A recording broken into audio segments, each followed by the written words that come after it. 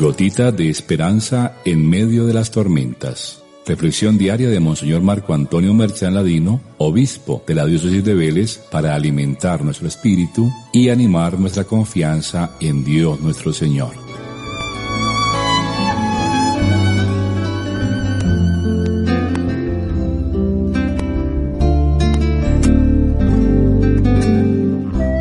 Muy queridos hermanos, reciban mi saludo en esta mañana de sábado. En las gotitas de esperanza de hoy dejamos atrás las discusiones y continuamos escuchando con atención el discurso de nuestro Salvador Jesucristo. El pasaje evangélico que la liturgia nos presenta en el día de hoy está conformado por dos escenas que se contraponen entre sí. De una parte, la actitud hipócrita y llena de vanidad de los maestros de la ley, y de otra parte, la actitud transparente, humilde y generosa de una viuda muy pobre que ofrece todo lo que tiene y prefigura el gesto supremo de entrega sin límites que hará Cristo por nosotros en la cruz. Contrasta también el comportamiento de las autoridades del pueblo judío, que enseñaban cosas muy acertadas, pero no las hacían. Esta viuda, en cambio, no pronuncia ninguna palabra, pero en contraste hace mucho más de lo que la palabra exigía. La primera parte del discurso va en contra de los escribas, cosa que no es nueva, pues la oposición entre Jesús y ellos atraviesa prácticamente todo el Evangelio. La crítica que hace el Señor hoy muestra la incoherencia entre lo que ellos enseñaban sobre el amor a Dios y el amor al prójimo y lo que en realidad hacían, pues su modo de obrar para nada estaba inspirado en el amor que tanto predicaban, sino en la ambición, la vanagloria, la búsqueda de prestigios y privilegios. Se creían muy importantes y esperaban el reconocimiento delante de los hombres y hasta delante de Dios. Unido a lo anterior, cometían graves injusticias, como quedarse con los bienes de los pobres, eso sí, disimulando todo con el pretexto de hacer oración por ellos y fingir una religiosidad y una piedad que en realidad no tenían. Llama la atención la manera tan abierta y valiente como el Señor Jesús habla, condenando las actitudes de los escribas, además del lugar en donde lo hace, el templo, que era para ellos como su fortaleza, lo que explica también el odio de ellos hacia Jesús y los motivos por los que lo llevaron a la muerte. Es necesario que entendamos que la condena no era solo para los escribas de aquel tiempo, pues como vemos, esta clase de personas con esa mentalidad no se han extinguido de la vida del mundo y sobre todo no se han extinguido de la vida de nuestra iglesia. Ya en su momento sus mismos discípulos querían comportarse de la misma manera. Recordemos, por ejemplo, el episodio de Santiago y Juan y la disputa por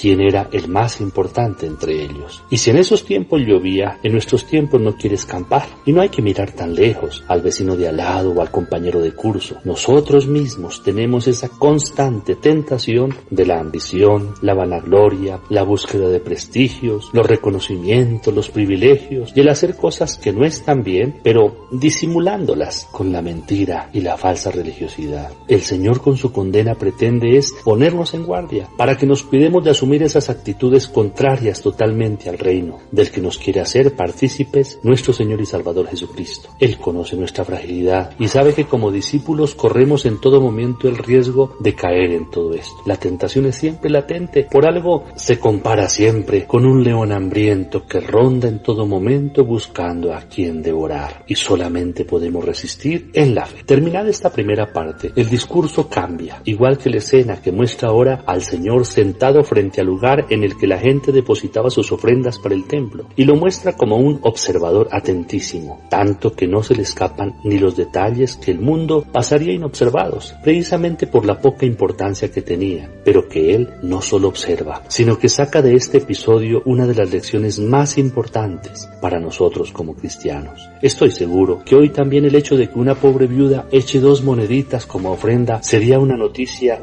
que jamás saldría en los periódicos, ni en los titulares de nuestros noticieros, porque es una noticia que no produciría rating, como lo llaman ahora, ni se publicaría en las redes sociales, precisamente porque eso no es noticia para el mundo de hoy.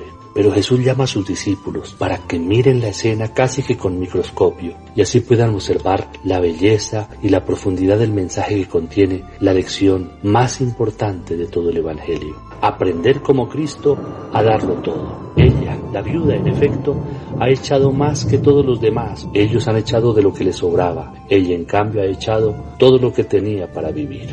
Ella cumple finalmente la condición que le hacía falta tanto al joven rico como al escriba del que hablábamos hace unos días, que estaba muy cerca del reino de Dios. Ella vendió todo, entregó todo lo necesario para vivir, es decir, ha dado su vida por el templo. Ella ha suplantado la ambición de los escribas con su generosidad, la vanagloria con su humildad, la búsqueda de prestigios y reconocimientos con el vaciamiento hasta de sus propios bolsillos, y la falsedad y mentira con su transparencia y pureza de sus intenciones. Necesitamos afinar nuestra mirada para aprender a ver la grandeza de lo pequeño, la importancia de lo humilde y la visibilidad de aquello que parece invisible. Quizá con asombro encontraremos que los pobres y humildes son los protagonistas del reino de Dios, y que las cosas que pasan inobservadas como si fuesen una pequeña semillita, sin embargo contienen la fuerza y la potencialidad que hace posible aquel cambio que tanto deseamos, y contiene las palabras con las que se puede escribir la verdadera historia de la Iglesia. Demos gracias a Dios, recibamos la bendición, el Señor esté con ustedes, y la bendición de Dios Todopoderoso, Padre, Hijo y Espíritu Santo, descienda sobre ustedes y los acompañe siempre. Amén.